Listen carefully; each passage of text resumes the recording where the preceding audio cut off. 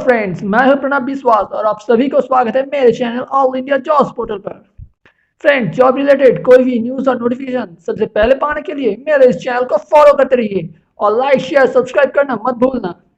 Friends, आज की जो जॉब नोटिफिकेशन है वो बिहार पब्लिक सर्विस कमीशन से प्रोफेसर और एसोसिएट प्रोफेसर का जो पोस्ट है उस पर है। तो चलिए फ्रेंड्स, जान लेते हैं उस नोटिफिकेशन पर क्या बोला जा रहा है। तो फ्रेंड्स, आप स्क्रीन के ऊपर देख सकते हो जॉब्स के रिगार्डिंग जो भी इंपॉर्टेंट नोटिफिकेशन है इस पोस्ट के लिए वो मैंने लिख कर रखा है आप लोगों को दिखाने के लिए। इसका जो ओरिजिनल जो पीडीएफ लिंक है नोटिफिकेशन का वो मैं डिस्क्रिप्शन बॉक्स पर डाल दूंगा, आप देख लेना। आप देख सकते हो ऊपर लिखा हुआ है बिहार पब्लिक सर्विस कमीशन, उसके नीचे लिखा हुआ है post professor and associate professor. इसका मतलब ये जो जॉब नोटिफिकेशन है उसका जो पोस्ट है वो प्रोफेसर और एसोसिएट प्रोफेसर है। उसके बाद आप देख सकते हो लिखा हुआ है स्टार्ट डेट, यानी कि ये जो जॉब नोटिफिकेशन है इसका जो ऑनलाइन एप्लीकेशन है वो स्टार्ट होगा 25 अगस्त 2020, यानी कि 25 अगस्त 2020 को ये स्टार्ट होगा। उसके बाद आप देख सकते हो दिया हुआ है क्लोजिंग डेट ऑफ एप्लीकेशन 11 सितंबर 2020। इसका मतलब है इस जॉब के लिए जो लास्ट एप्लीकेशन डेट है ऑनलाइन पर वो है 11 सितंबर 2020 को।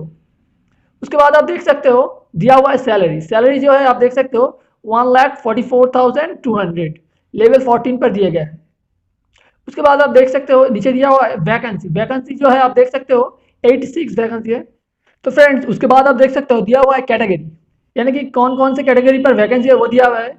उसके बाद दिया हुआ है प्रोफेसर, यानी कि जो प्रोफेसर पोस्ट है उस पोस्ट पर कितना वैकेंसी है।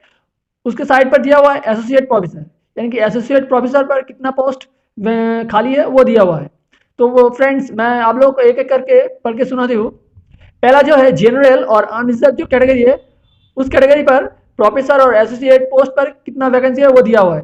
तो आप देख सकते हो प्रोफेसर पोस्ट के लिए जो वैकेंसी है जनरल और अनरिजर्व कैटेगरी पर वो है 14 फॉर प्रोफेसर पोस्ट और 20 फॉर एसोसिएट प्रोफेसर पोस्ट।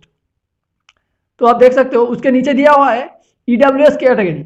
जो ईडब्ल्यूएस कैटेगरी है उस पर जो वैकेंसी है प्रोफेसर और एसोसिएट प्रोफेसर के लिए वो आप देख सकते हो प्रोफेसर पोस्ट के लिए वैकेंसी है 4 और जो एसोसिएट प्रोफेसर है उस पोस्ट के लिए वैकेंसी है 5, यानी कि प्रोफेसर पोस्ट के लिए 4 वैकेंसी है और एसोसिएट प्रोफेसर के लिए 5 वैकेंसी है।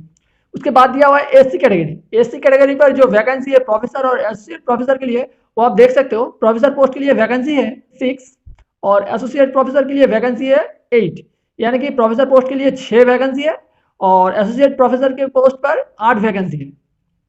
उसके ठीक नीचे दिया हुआ है एसटी कैटेगरी पर प्रोफेसर पोस्ट के लिए जो वैकेंसी है वो है 1 और एसोसिएट प्रोफेसर पोस्ट के लिए वैकेंसी है 1, यानी कि इन दोनों पोस्ट पर ये एसटी कैटेगरी पर वैकेंसी है एक एक करके आप देख सकते हो। उसके ठीक नीचे दिया हुआ है ईबीसी कैटेगरी, यानी कि जो ईबीसी कैटेगरी है उस पर वैकेंसी है प्रोफेसर पोस्ट के लिए है 6 और एसोसिएट प्रोफेसर पोस्ट के लिए है 9, यानी कि प्रोफेसर पोस्ट के लिए 6 वैकेंसी है और एसोसिएट प्रोफेसर के लिए 9 वैकेंसी है। उसके बाद दिया हुआ है बीसी कैटेगरी पर जो वैकेंसी है आप देख सकते हो प्रोफेसर पोस्ट के लिए वो है 4 और एसोसिएट प्रोफेसर पोस्ट के लिए जो वैकेंसी है वो है 6, यानी कि 4 वैकेंसी है प्रोफेसर पोस्ट के लिए और 6 वैकेंसी है एसोसिएट प्रोफेसर पोस्ट के लिए जो कि बीसी कैटेगरी पर है।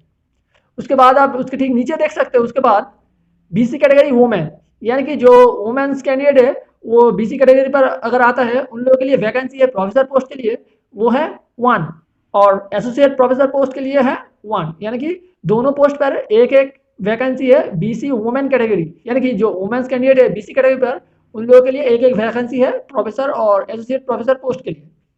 उसके नीचे आप देख सकते हो दिया हुआ है एजुकेशन क्वालिफिकेशन, यानी कि इस पोस्ट के लिए जो क्वालिफिकेशन चाहिए उसके बारे में बोला गया है।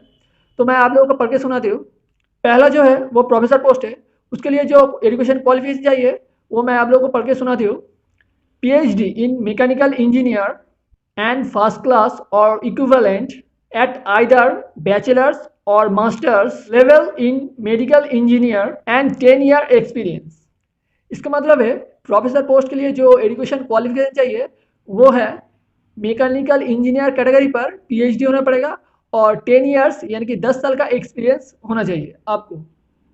उसके बाद दिया हुआ है एसोसिएट प्रोफेसर, उसके लिए जो एजुकेशन क्वालिफिकेशन चाहिए वो है PhD in Electronics and Communication Engineer and first class or equivalent at either bachelor's or master's level in the Electronics and Communication Engineer and 8 year experience। इसका मतलब है जो एसोसिएट प्रोफेसर का जो पोस्ट है इसके लिए जो आप लोगों का एजुकेशन क्वालिफिकेशन चाहिए वो है इलेक्ट्रिकल एंड जो कम्युनिकेशन जो कैटेगरी है उस पर आप लोगों का PhD होना चाहिए और 8 साल का एक्सपीरियंस होना चाहिए आप लोगों के।